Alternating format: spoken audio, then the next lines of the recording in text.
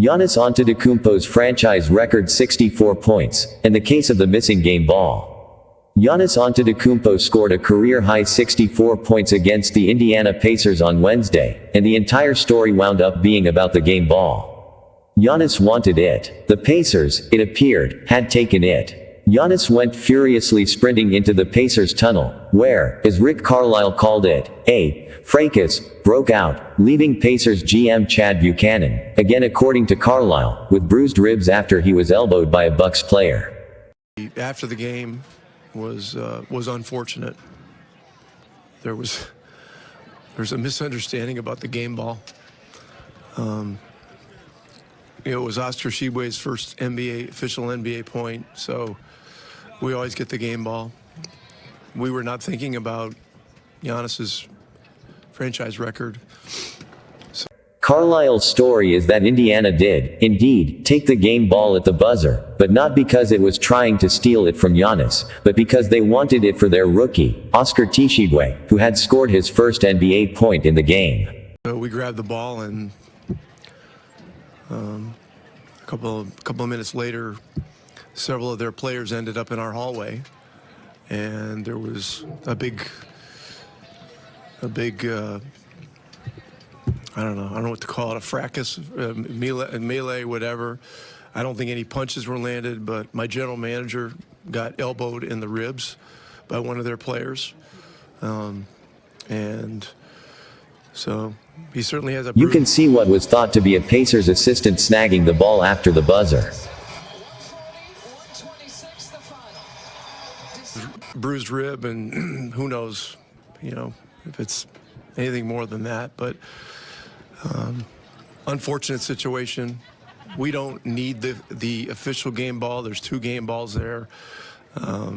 We could have taken the other one, but it didn't need to escalate to that.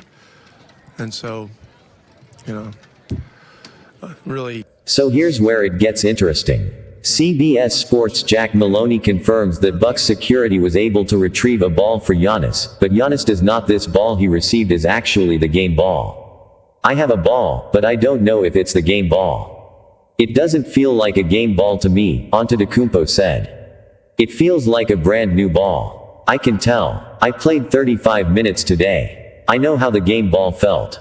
The ball I have, which I'll take and I'll give it to my mom for sure, but I don't know if it's actually the game ball. Giannis went on to say that he didn't even want the ball for himself, but instead for Damian Lillard, who moved into 5th all-time on the career three-point list. He might be trying to say the right thing there, as he clearly said he would give the ball he has to his mom. Either way, there was, and still is, plenty of reason to suspect that the Pacers, even if they did in fact take a reserve ball, were not doing so entirely innocently. They didn't appear to be happy with the way that Giannis was chasing the record in a blowout, and things had already started to get chippy when Aaron Nesmith all but hogtied Giannis to the ground early in the 4th quarter.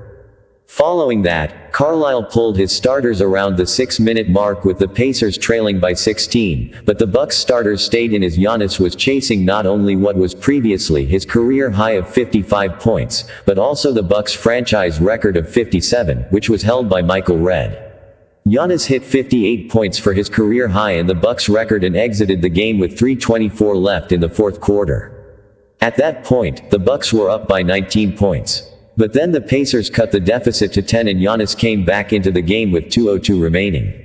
This is seemingly where the Pacers could have gotten upset. You know how these grown men can get extremely childish when their egos get grazed. We saw this with teams chasing point differentials during in-season tournament games. So you start with the Nesmith incident, then factor in Giannis putting his foot down in pursuit of the record, to the point of coming back into a game that was all but over, and things were surely on edge. Giannis saw the Pacers take off with what he believed to be his ball, and he went after it. The Pacers say they took the reserve ball. Giannis doesn't think he wound up with the main one. One of the great mysteries appears to be unsolved at the moment. What we really need is for Chris Paul to dig a tunnel to Indiana's locker room and let a search party in there to recover evidence. It's all pretty hilarious stuff, actually. This league and its drama never fails to entertain. Meanwhile, if you're here for the actual basketball highlights, here you go. As for the case of the missing basketball, we'll keep you up to date if there are any new developments in the investigation.